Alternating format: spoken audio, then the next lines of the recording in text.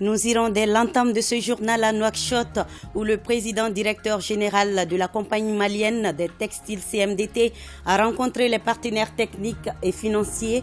Ensemble, ils ont échangé sur les dysfonctionnements constatés récemment sur le corridor Bamako-Nouakchott.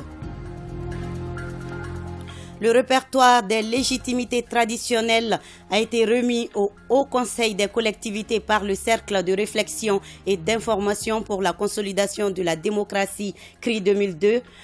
CRI 2002 sollicite ainsi l'accompagnement de cette institution avant que le document ne soit soumis à l'appréciation du CNT.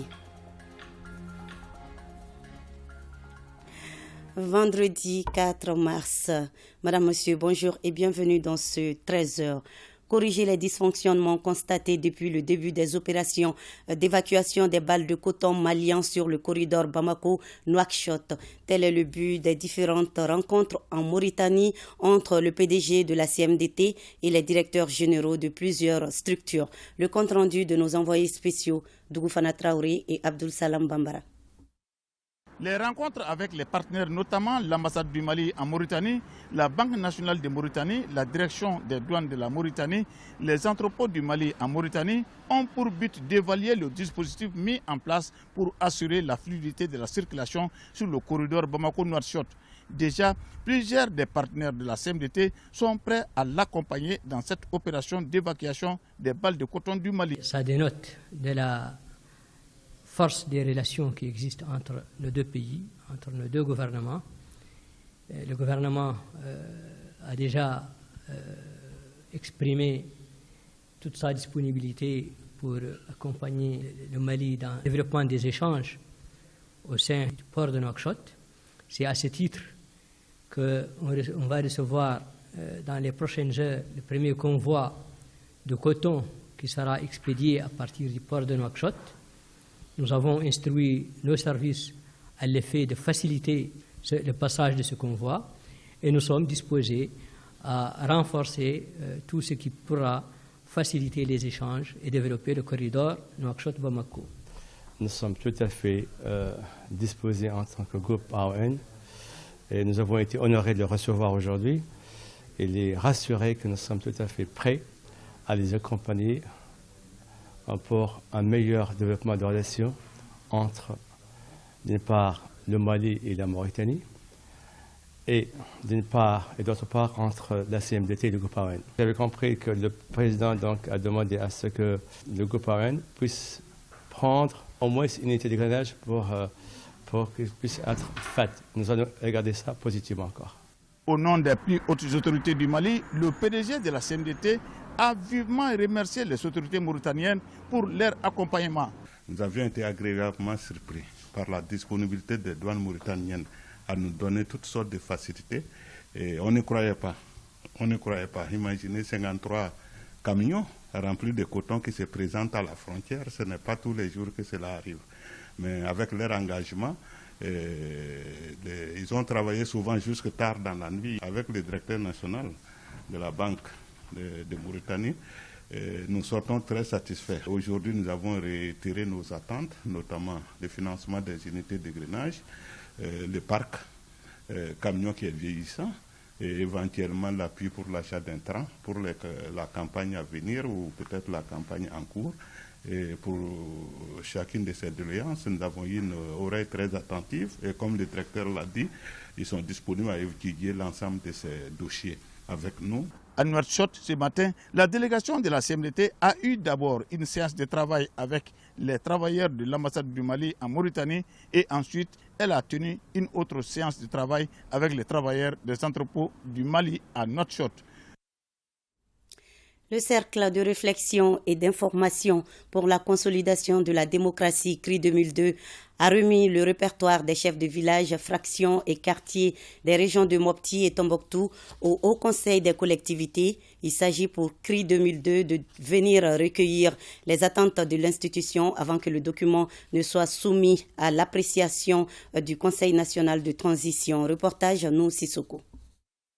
Des copies de répertoire des chefs de village, fractions et quartiers des 8 cercles de la région de Mopti et des 5 cercles de la région de Tombouctou ont été remises au président du Haut Conseil des collectivités par CRI 2002, Cercle de réflexion et d'information pour la consolidation de la démocratie. Ces répertoires visent la participation des autorités traditionnelles, coutumières, religieuses et autres organisations de promotion de la citoyenneté, du civisme et des savoirs au processus démocratique et de refondation de l'État. Si nous devons refonder, n'est-ce pas, notre gouvernance, c'est à partir de la famille jusqu'au niveau étatique.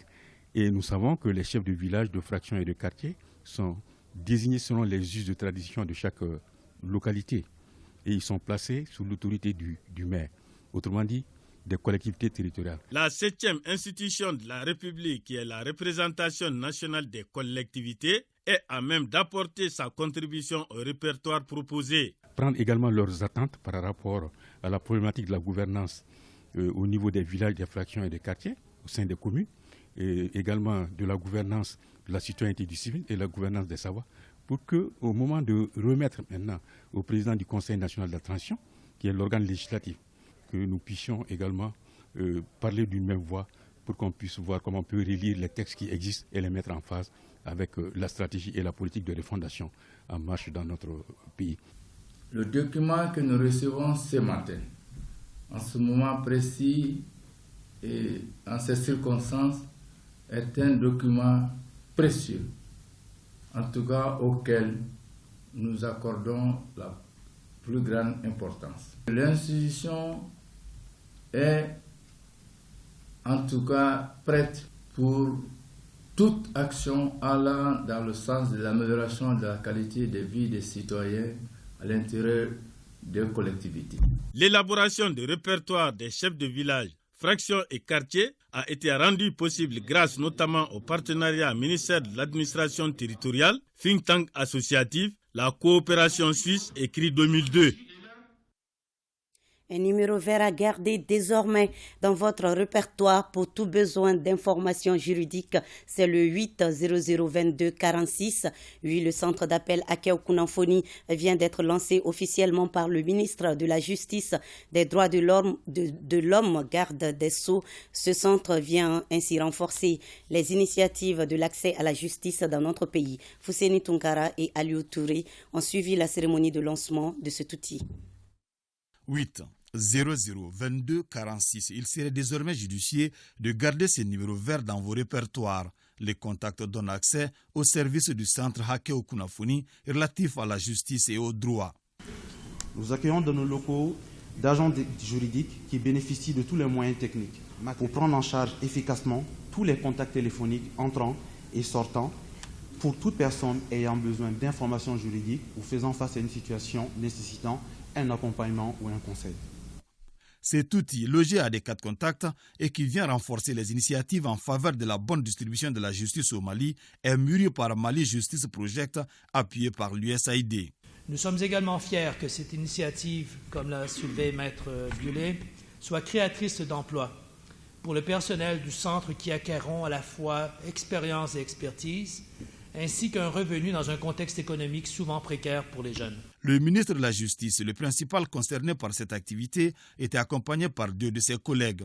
Une forte représentation qui montre que les autorités sont en phase avec le dispositif.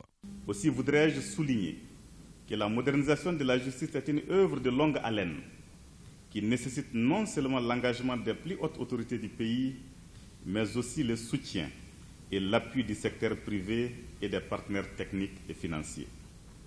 C'est en cela que je salue au nom des autorités de la transition l'accompagnement de grande qualité de l'USAID Mali Justice Project, tout en invitant d'autres partenaires à s'en inspirer. Cette cérémonie de lancement, au dire des responsables de Mali Justice Project, sera suivie d'une vaste campagne médiatique pour une meilleure connaissance du centre d'appel juridique qui est accessible une fois de plus au contact 8002246.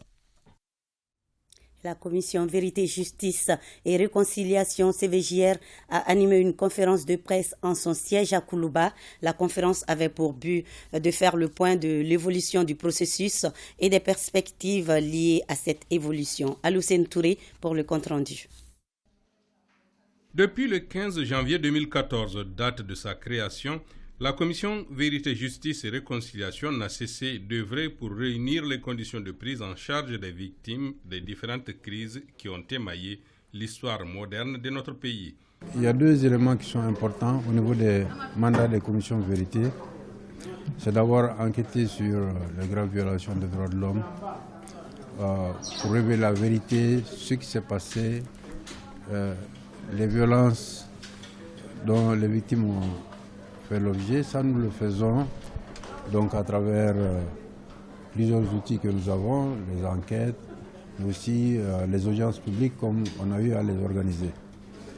Maintenant, après cela, c'est la réparation. Et là, nous avons préparé une politique de réparation très inclusive qui a été approuvée par le gouvernement. Et sur la base de cette politique de réparation, nous avons préparé un projet de loi sur les réparations et un projet de décret pour la mise en œuvre de cette politique. Parvenue à présent à la fin de son mandat, la CVJR devrait passer la main à d'autres structures chargées de la réparation. Nous avons proposé la mise en place de deux structures importantes pour remplacer la CVJR. D'abord, une agence pour la réparation des victimes qui va être dotée d'un fonds de réparation. Nous proposons aussi un centre pour la mémoire, l'unité et la paix pour permettre au pays de dépasser cette crise. Pour la bonne mise en œuvre de la politique nationale de réparation, il est recommandé l'adoption de plusieurs textes pour mettre en place les structures et mécanismes d'indemnisation des victimes. Les phases préliminaires du concours national d'orthographe et de lecture Sénol Mali ont été lancées samedi dernier à Gao. C'est une initiative de l'association Bikalanko en partenariat avec le ministère de l'Éducation nationale. Reportage Rokiatou Touri. Cultiver l'excellence en milieu scolaire, c'est désormais le cheval de bataille de l'association Bikalanko, autrement dit, la problématique de l'école malienne. L'association organise les phases préliminaires du concours national d'orthographe et de lecture Sénol Mali. Et c'est la cité des Askia qui abrite la présente édition, 9e du genre. L'initiative vise à apporter des solutions aux différents problèmes qui minent l'école malienne. Cette édition regroupe 17 académies avec la participation de 228 lycées lors de la phase préliminaire et placée sous le thème « L'éducation clé de voûte de la cohésion sociale et de la refondation de la nation ». À travers cette compétition interscolaire, notre jeunesse veut prouver qu'elle sera au rendez-vous de la culture de l'excellence. Cette phase préliminaire du Sénol Mali Gao 2022 se tiendra du 26 au 20 mars 2022. Elle enregistre la participation de 9 établissements publics et privés de la cité des Askia. Ces écoles vont concourir dans 3 matières, la dictée, l'épellation des mots et la lecture. Ce concours d'orthographe et de lecture est une opportunité à nos enfants d'aller à la recherche de l'excellence tout en créant une saine émulation entre eux. Je voudrais exhorter l'équipe du concours national d'orthographe et de lecture d'ajouter au programme de la sensibilisation à l'importance du livre, parce que tout le savoir est dans les livres. Les représentants de la région pour la phase nationale seront connus au terme de cette compétition interscolaire. Une compétition présidée par le sous-préfet central de la région de Gao, Modibo Doumbia. En 3e région, les femmes et filles sont nombreuses à subir différents types de violences. Au premier trimestre 2021, la direction régionale en charge de la femme et ses services locaux ont enregistré 170 cas de violences physiques pour 51 cas de complications liées à l'excision. Ainsi, les parties prenantes se sont rencontrées à Zandioula, village de la commune urbaine de Sikasso, pour les activités de la Journée internationale de lutte contre les MGF Excision 20e édition. Moussokoro Sirimi pour le reportage. Douleurs intenses, hémorragie, infertilité ou encore complications à l'accouchement sont quelques-unes des conséquences des MGF, mutilation génitale féminine. Des méfaits exposés à travers un sketch comme ton des activités de la célébration de la Journée internationale de lutte contre les MGF excision. Pour atteindre la tolérance zéro recommandée par les Nations Unies, le village de Zandioula, qui abrite cette 20e édition, s'est dit déjà engagé aux côtés de la direction régionale en charge de la femme et ses partenaires. Ne serait-ce que pour le premier semestre 2021, la Direction régionale de la promotion de la femme et ses services locaux ont enregistré 51 cas de complications liées à l'excision. Notre mission, c'est qu'on arrive à sanctionner les auteurs de ces crimes. Et cela n'est pas possible tant qu'on n'a pas une loi qui nous défend, on n'a pas une loi qui nous soutient. Au Mali, les efforts et actions ont permis à 2776 villages de signer la convention d'abandon des MGF. L'UNICEF restera engagé auprès des populations de Sikasso dans le domaine de la promotion de l'abandon des pratiques traditionnelles néfastes à la santé des filles et des femmes dans les MGF. Occasion tout trouvée pour l'autorité administrative de citer les différents textes nationaux et internationaux auxquels le Mali a souscrit dans le cadre de la lutte contre cette pratique. La création du programme national pour l'abandon des violences basées sur le genre, le renforcement de la prise en charge comme la mise en place des numéros verts, l'adoption de la politique nationale pour l'abandon de la pratique de l'excision et la politique nationale genre.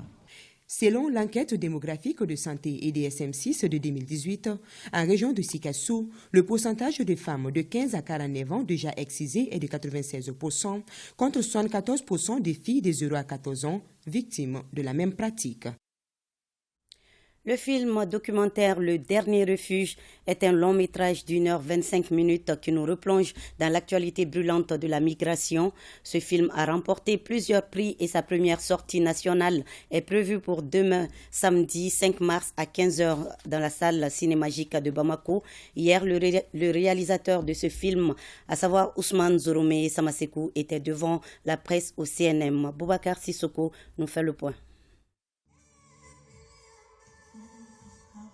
Le Dernier Refuge, c'est le titre du film documentaire réalisé par Ousmane Zoromé Samasekou. Ce documentaire d'1h25 de notre compatriote nous plonge dans les méandres de la migration. Il tente de relancer les débats sur le sujet sous un autre angle. Selon le cinéaste, des hommes doivent être libres de leurs mouvements et être informés des risques éventuels concernant la migration.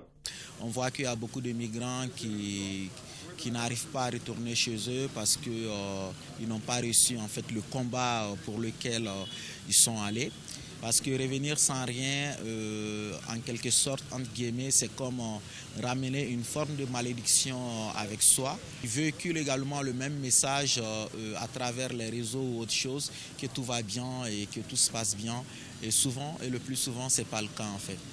Donc à travers ce film, j'espère soulever le débat du fait qu'il faut laisser les gens voyager, mais il faut informer les gens sur les réalités en fait sur le chemin de voyage. Ce film s'inscrit en droite ligne d'une vision poétique et humaniste d'une nouvelle génération de cinéastes qui redonne l'espoir au 7e art au Mali. Le Dernier Refuge suscite de l'espoir pour les acteurs du monde du cinéma au Mali, s'est réjoui Modibo Souaré, le directeur national du CNCM. Entièrement tourné à Gao, le documentaire est d'ailleurs qualifié pour les Oscars aux États-Unis parmi les 145 films sélectionnés à travers le monde. La grande avant-première aura lieu ce samedi 5 mars 2022 à 17h à l'ex-Babemba de Bamako. L'entrée est libre. Voilà, c'est la fin de cette édition. Toutes nos excuses pour la non-identification de nos différents reportages dus à un problème technique. Nous vous remercions de nous avoir suivis. Passez un bel après-midi avec nous.